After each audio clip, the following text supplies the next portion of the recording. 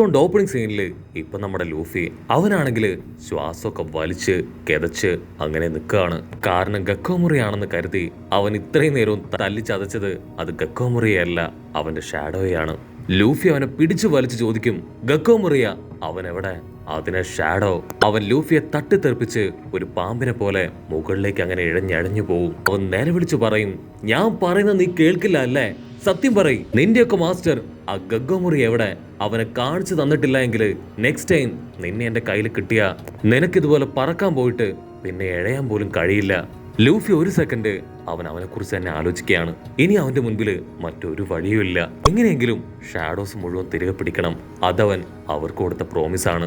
Shadows തിരികെ കിട്ടിയിട്ടില്ല എങ്കിൽ അവൻ വെയിൽ വന്ന അതിൽ പെട്ട് കത്തിക്കരിഞ്ഞില്ലാതാവും. സോ സൂര്യൻ ഉദിക്കുന്നതിന് മുൻപ് തന്നെ എനിക്കെന്റെ ഷാഡോ തിരികെ പിടിക്കണം എന്ന് പറഞ്ഞ് അവനിപ്പോ ഫുൾ പവറിൽ അവിടെ മുഴുവൻ ആ ഗക്കോമുറെ അന്വേഷിച്ച് നടക്കുകയാണ്.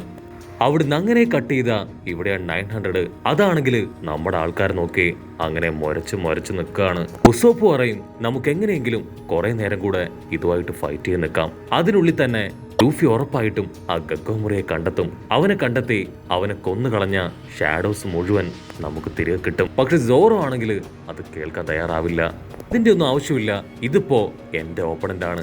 എനിക്ക് പുതുതായിട്ട് കിട്ടിയ ഈ സ്ക്വാഡ് ഉപയോഗിച്ച് തന്നെ എനിക്കിവനെ കൊല്ലണം എന്ന് പറഞ്ഞ് സോറോ ആണെങ്കിൽ വീണ്ടും ആ 900നെ വെല്ലുവിളിക്കുകയാണ്. ഫ്രാങ്കി വിളിച്ചു പറയും, സോറോ നീ ഒറ്റയ്ക്ക് അവനുമായിട്ട് ഏറ്റുമുട്ടരുത്, തിരികെ വായോ, നമുക്ക് എല്ലാവരും ഒരുമിച്ച് അതിനെ ഫൈറ്റ് ചെയ്ത് തോൽപ്പിക്കാം. പക്ഷെ സോറോ ആണെങ്കിൽ അതൊന്നും കേൾക്കാതെ വീണ്ടും അവന്റെ സ്ക്വാഡൊക്കെ കറക്കി അതിന്റെ അടുത്തേക്ക് തന്നെ പോവാണ്.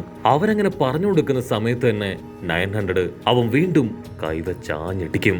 സോറോ ആ സ്ക്വാഡ് കറക്കി ഇപ്പൊ അവന്റെ കയ്യില് ആഞ്ഞു വെട്ടും. ആ ഒരു വെട്ടില് അവന്റെ കൈ വെട്ടിത്തിരിഞ്ഞ് വേറെ ദിശയിലേക്ക് പോവാണ്. സോറോ അവന്റെ കയ്യിലെ 3 സ്ക്വാഡും കറക്കിയെടുത്ത് ആ 900ന് നേർക്ക് അങ്ങനെ പാഞ്ഞു വരികയാണ്. പക്ഷെ സൈഡിൽ ശബ്ദം ഉണ്ടാക്കി അവനെ വെട്ടിത്തിരിപ്പിച്ച് 900 അവൻ ദൂരേക്ക് എടുത്തു ചാടും. ആ സ്ക്വാഡുകൾ 3ഉം അവിടെയുള്ള ചുമരില് ആഞ്ഞടിക്കും. പക്ഷേ സ്ക്വാഡ് അതിന്റെ പവർ കണ്ടായിരിക്കും സോറോ ഷോക്കാവുക. ബാക്കിയുള്ള 2 സ്ക്വാഡുകളുടെയും പവർ ആ ഒരു സ്ക്വാഡ് അത് അബ്സോർബ് ചെയ്തെടുത്താണ് അതിന്റെ ഓരോ അറ്റാക്കും വളരെ പവർഫുൾ ആയി നടത്തുന്നത്. സോറോ ഇങ്ങനെ ഓരോരോ കാര്യങ്ങൾ ചിന്തിച്ചു നിൽക്കുന്ന സമയത്ത് ആ 900 അത് കാല് വെച്ച് സോറയെ അറഞ്ചം പുറഞ്ചം ആഞ്ഞു ചവിട്ടുകയാണ്. സോറോ ആണെങ്കിൽ ഓരോ ഭാഗത്തൂടെ അതിവിദഗ്ധമായി ഓടിക്കൊണ്ടേയിരിക്കും. ഒരു ഗ്യാപ്പ് കിട്ടിയ സമയത്ത് സോറോ അവന്റെ സ്ക്വാഡ് അതങ്ങനെ ആഞ്ഞു വീശും. സ്ക്വാഡ് കറക്റ്റ് ആയിട്ട് അവന്റെ കാലിൽ കൊണ്ട് 900 മുഴുവനായിട്ടും അട്ടിച്ച് താഴേക്ക് വീഴും. അത് കണ്ട് ഇവിടെ നമ്മുടെ ആൾക്കാര് അവര് ഷോക്കാവും. 900 ആണെങ്കിൽ എങ്ങനെയൊക്കെയോ കഷ്ടപ്പെട്ട് ഇപ്പൊ എഴുന്നേക്കും. അവൻ ചുറ്റും നോക്കും, സോറോയെ അവിടെ കാണാനുണ്ടാവില്ല. അപ്പൊ അതേസമയം സോറോ അവനാണെങ്കിൽ ആ ഡസ്റ്റിന്റെ ഇടയിലൂടെ ആ വില്ലന്റെ കണ്ണിൽ പെടാതെ അവനെ വീണ്ടും അറ്റാക്ക് ചെയ്യാൻ ശ്രമിക്കും. പക്ഷെ വില്ലനാണെങ്കിൽ അത് കറക്റ്റ് ആയിട്ട് നോട്ടീസ് ചെയ്ത് അവ കെയർഫുൾ ആയിട്ടിരിക്കും. ഉസോപ്പ് പറയും, സോറോ ഇനിയെങ്കിലും ഞാൻ പറയുന്നത് കേൾക്ക്. ലൂഫി ഉറപ്പായിട്ടും ആ ഗക്കോമുറിയെ തകർക്കും. അതുവരെ നമ്മളൊരല്പ ക്ഷമയോടുകൂടെ പിടിച്ചു നിന്നേ പറ്റൂ. ദയവ് ചെയ്ത് നീ മണ്ടത്തരമൊന്നും കാണിക്കരുത്. പക്ഷെ സോറോ ആണെങ്കിൽ ഒറ്റക്കാലില് ഫൈറ്റ് ചെയ്യണം എന്ന തീരുമാനമായിട്ട് തന്നെ നിൽക്കും. കാരണം ഇനി അരമണിക്കൂർ കൂടെ മാത്രമേ സൂര്യൻ വരാനായിട്ട് ബാക്കിയുള്ളൂ. ഇവിടെ ഓൾറെഡി നല്ല തണുപ്പും കുറച്ച് ഇരുണ്ട പ്രദേശമൊക്കെ ആയതുകൊണ്ട് വളരെ പതിയെ മാത്രമേ അവിടേക്ക് സൂര്യവെളിച്ചം വീഴൂ. സോ ലൂഫിയെ എനിക്ക് ഇങ്ങനെയെങ്കിലും സഹായിച്ചേ പറ്റൂന്ന് പറഞ്ഞ് അവൻ വീണ്ടും 900 ഒരു അട്ടിയിടി ഫൈറ്റ്. അപ്പോഴായിരിക്കും എല്ലാവരെയും ഞെട്ടിച്ചുകൊണ്ട് ആ ഒരു ത്രില്ലർ പാർക്ക് അതിപ്പം മുഴുവനായിട്ടും കിടുങ്ങി വിറക്കുകയാണ്. 900 പോലും ഒരു സെക്കൻഡ് ഷോക്കാവും. മുകളിലാണെങ്കിൽ ഇപ്പൊ പതിയെ സൂര്യവെളിച്ചം കാണാൻ തുടങ്ങും. അവര് ചോദിക്കും, നമ്മൾ ഫ്ലോറിയൻ ട്രയാങ്കിള് അത് വിട്ട് പുറത്തേക്ക് വന്നോ? ആക്ച്വലി ഇതിനെല്ലാം പിന്നില് ആ 900 ആണ്. അവൻ റഡാറിൽ പിടിച്ച് കളിച്ചതുകൊണ്ടാണ് ഇപ്പൊ കപ്പല് അത് ലക്ഷ്യമില്ലാതെ എവിടേക്കോ പോകുന്നത്. ട്രയാങ്കിള് വിട്ട് പുറത്തേക്ക് പോയ നല്ല രീതിയിൽ അകത്തേക്ക് അടിച്ച് അവിടെയുള്ള സോംബികളും നമ്മുടെ ആൾക്കാരും എല്ലാവരും ഇല്ലാതാവും. അപ്പൊ ലോങ് ഷോട്ടിലായിട്ട് ഗഗ്ഗോമുറയും അവന്റെ ഷാഡോയും അതങ്ങനെ പറന്നു പോവാണ്. മറ്റൊരു ഭാഗത്ത് 3 സോംബികള് അവരാണെങ്കിൽ ഇപ്പൊ ഗഗ്ഗോമുറയുടെ പേരൊക്കെ വിളിച്ച് നിലവിളിച്ച് ഈ ഒരു ബാഡ് സിറ്റുവേഷൻ ഇപ്പൊ ഗഗ്ഗോമുറയെ അറിയിക്കാനായിട്ട് ഓടുകയാണ്. അപ്പൊ അതേസമയം ഗഗ്ഗോമുറയെ അവനെ ഡയറക്റ്റ് മീറ്റ് ചെയ്ത് അവന്റെ അടുത്ത് നിൽക്കുകയാണ്. ഗഗ്ഗോമുറയെ ചോദിക്കും, നീ എന്തിനാ ഇപ്പൊ ഇവിടേക്ക് വന്നേ? അതിനവൻ ക്യാഷ്വലായിട്ട് പറയും, നിനക്ക് പോവാൻ ഇഷ്ടപ്പെട്ട സ്ഥലം അതേതാണ്. ഗഗ്ഗോമുറയ്ക്ക് കാര്യം പിടികിട്ടും. അവൻ എന്തോ ഒരു കാര്യം മനസ്സിൽ വെച്ചിട്ടാണ് ഇതുപോലൊരു പൊട്ട ചോദ്യം അവനോട് ചോദിച്ചതെന്ന്. സത്യം പറയ്, നീ എന്തിനെവിടേക്ക് വന്നു? അപ്പോഴായിരിക്കും അവൻ പറയാ, ഞാൻ ആക്ച്വലി ഇവിടേക്ക് വന്നത് ഒരു റിപ്പോർട്ട് എടുക്കാനാണ്. ലൂഫിയും ടീമും പണ്ട് 7 വാർലാഡ്സിൽ ഒരാളായ ക്രൊക്കഡൈലിനെ കൊന്നുകളഞ്ഞു. സോ ആ ടൈം റിപ്പോർട്ട് എടുത്ത് എനിക്ക് അവനെ അവിടെ റീപ്ലേസ് ചെയ്യേണ്ട ആവശ്യം ഉണ്ടായിരുന്നു. മാർഷ്യൽ അഥവാ ബ്ലാക്ക് ബിയർഡ് എന്ന് പേരുള്ള ഒരുത്തനെയാണ് ഞാൻ അവന് പകരമായിട്ട് അവിടെ റീപ്ലേസ് ചെയ്തത്. അവൻ ആക്ച്വലി വൈറ്റ് ബിയർഡിന്റെ ഒരു ടീം മെമ്പർ ആയിരുന്നു. അവന്റെ ടീമിലുള്ള ഒരാളെ തന്നെ കൊന്നാണ് പുറത്തേക്ക് വന്നത്. അതിനുശേഷം ബ്ലാക്ക് ബിയർഡും എയ്സും തമ്മിൽ വലിയൊരു ഫൈറ്റ് ഉണ്ടായി. ആ ഫൈറ്റില് ബ്ലാക്ക് ബിയർഡ് ജയിച്ചാണ് ഇപ്പോ അവൻ ഈ ഒരു സ്ഥാനം അത് സ്വന്തമാക്കിയത്. അവന്റെ ബൗണ്ട് കേട്ട ചിലപ്പോ നിന്റെ തല കറങ്ങും.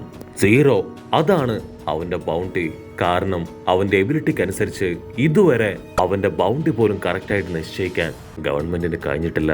മാത്രമല്ല ഗവൺമെന്റിന് ഇപ്പോ മറ്റെന്തൊക്കെയോ ചില പ്ലാനുകളുണ്ട്.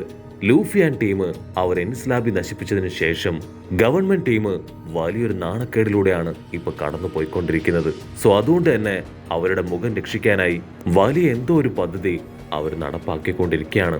ഈ ഒരു ഫിഷർമാൻ ഐലാൻഡ് ഇവിടെ വെച്ച് ഗവൺമെന്റ് അവരെ പിടിക്കാനാണ് പ്ലാൻ ഇട്ടിരിക്കുന്നത്. അതിനു മുൻപ് 7 വാർലാഡ്സിലെ മറ്റൊരാൾ കൂടെ കൊല്ലപ്പെടുമെന്ന് ഗവൺമെന്റ് പേടിക്കുന്നു. അത് കേട്ട് ഗക്കോ മുറിയക്കാണെങ്കിൽ കലിയളകും. കാരണം ഗക്കോ മുറിയെ കൊല്ലുമെന്നാണ് ഇൻഡയറക്റ്റ് ആയിട്ട് ഇപ്പൊ ആള് പറഞ്ഞത്. അവ ഫുൾ ടെൻഷനില് ഇപ്പൊ അവന്റെ കോർണറിൽ കയറി പിടിക്കും. നിനക്കത്ര ധൈര്യം ഉണ്ടെങ്കിൽ എന്നെ ഇങ്ങനെ ഇൻസൾട്ട് ചെയ്യും? ഒരു 3rd ക്ലാസ് പൈററ്റ് ഗ്രൂപ്പ് എന്നെ കൊല്ലുമെന്നാണോ നീ പറയണേ? അതിനവൻ പറയും, നീ ടെൻഷൻ ആവേണ്ട ആവശ്യമില്ല, നിനക്ക് ചെറിയൊരു ഹെൽപ്പ് സപ്പോർട്ട് അത് ചെയ്യാൻ വേണ്ടി മാത്രമാണ് ഞാൻ ഇവിടേക്ക് വന്നത്. പക്ഷെ ഗക്കോ മുറിയാണെങ്കിൽ അവൻ പറയുന്ന ഒന്നും കേൾക്കാനായിട്ട് തയ്യാറാവില്ല. അവനിത് വലിയൊരു ഇൻസൾട്ട് തന്നെയാണ്. ആക്ച്വലി ഗവൺമെന്റ് ഗക്കോ മുറിയെ പ്രൊട്ടക്ട് ചെയ്യാനാണ് ഇവനെ അയച്ചത്. കാരണം നമ്മുടെ ആൾക്കാര് എൻസ്ലാബിയെ പോലെ വലിയൊരു ഐലാൻഡ് തന്നെ നശിപ്പിച്ചു കളഞ്ഞു. ആരെ കൊണ്ട് തകർക്കാൻ കഴിയാത്ത ലൂച്ചിയെ ലൂഫി ഒറ്റയ്ക്ക് നിന്ന് ചവിട്ടി കൂട്ടി അവനെ ഇല്ലാതാക്കി. ക്രൊക്കഡൈൽ നശിപ്പിച്ചു. അങ്ങനെ ഒരുപാട് കാര്യങ്ങൾ ഓൾറെഡി ചെയ്തു കഴിഞ്ഞു. സോ ഗക്കോ മുറിയെ കൂടെ നഷ്ടപ്പെടാൻ പാടില്ല എന്നൊരു ചിന്തയിലാണ് ഇവനെ സഹായത്തിന് അയച്ചത്. ഗക്കോ മുറിയെ ഫുൾ പവറിൽ പറയും, ഞാൻ എന്താണെന്നും എന്റെ പവർ എന്താണെന്നും നിനക്ക് ഞാൻ ബോധ്യപ്പെടുത്തി തരും. നിനക്കൊരു കാര്യം അറിയോ? ആ സ്ട്രോഹാർ ലൂഫിയുടെ ഷാഡോ അത് ഞാൻ എടുത്തു കഴിഞ്ഞു. അവന്റെ മാത്രമല്ല അവന്റെ ടീമിലുള്ള 2-3 മെമ്പേഴ്സിന്റെയും ഷാഡോ എന്റെ കയ്യിൽ കിട്ടിക്കഴിഞ്ഞു.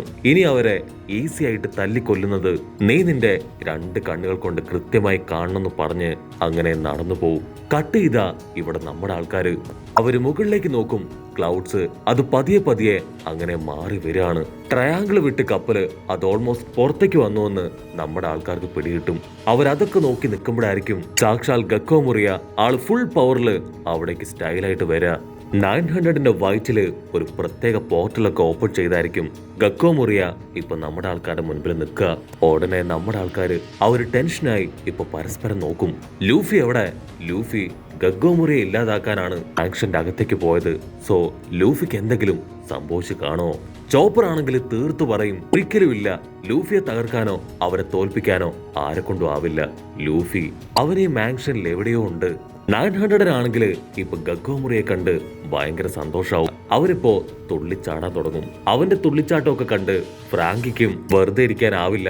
അവന് കൈയൊക്കെ ഇട്ട് ആട്ടി അവന്റെ കൂടെ ഡാൻസ് ചെയ്യും. ഉടനെ ഗക്കോ മുറിയാണെങ്കിൽ നമ്മുടെ ആൾക്കാർക്ക് ഒരു ഓഫർ കൊടുക്കും. അവനെയും 900നെയും ഫൈറ്റ് ചെയ്ത് തോൽപ്പിക്കുക. അങ്ങനെ തോൽപ്പിക്കുകയാണെങ്കിൽ നിങ്ങളുടെ എല്ലാവരുടെയും ഷാഡോസ് ഞാൻ തിരികെ തരും. അതിന് നമ്മുടെ ആൾക്കാരും ഇപ്പൊ ഓക്കെ പറയും. സോറ ഉസോപ്പിനോട് പറയും, എത്രയും പെട്ടെന്ന് ഒരു ബാരൽ നിറയെ ഉപ്പ് കൊണ്ടുവരണം. 900നെ അവനെ പ്യൂരിഫൈ ചെയ്യാൻ കഴിഞ്ഞാൽ നമുക്ക് അവനെ ഈസി ആയിട്ട് തോൽപ്പിക്കാം. നീ അത് ഇവിടേക്ക് എത്തിക്കും വരെ ഞങ്ങൾ അവനുമായിട്ട് ഫൈറ്റ് ചെയ്ത് അവനെ തളർത്തിയിരിക്കും. ഉസോപ്പ് ആണെങ്കിൽ ഇപ്പൊ 100-110 മാൻഷനിലുള്ള കിച്ചൺ ലക്ഷ്യമാക്കി ഉഷാറായിട്ട് ഓടും. അത് മനസ്സിലാക്കിയ 900 അടുത്ത സെക്കൻഡ് കൈ ചുരുട്ടി ഒരൊറ്റ ഇട്ടി. ഉസോപ്പിന്റെ കാറ്റ് പോയെന്ന് കരുതി ഗക്കോ മുറിയെ പൊട്ടിച്ചിരിക്കും. ചോപ്പർ ആണെങ്കിൽ, ഉസോപ്പ് നിനക്ക് എന്തു പറ്റി, നീ ഓക്കെ ആണോ എന്ന് വിളിച്ചു ചോദിക്കും. അപ്പോഴായിരിക്കും ഒരു വമ്പൻ ട്വിസ്റ്റ്. സാക്ഷാൽ ബ്രൂക്ക് അവനാണെങ്കിൽ ഉസോപ്പിനെ രക്ഷിച്ചു കഴിഞ്ഞു. മാത്രമല്ല അവൻ ഇത്രയും നേരം അന്വേഷിച്ച് നടന്നത് ഉപ്പാണ്. അവർക്ക് ആവശ്യമായിട്ടുള്ള ഒരു ചാക്ക് ഉപ്പുമായിട്ട് അവനങ്ങനെ സ്റ്റൈലായി വരുന്നതോട് കൂടെ ഈ ഒരു എപ്പിസോഡും അവസാനിക്കുന്നു.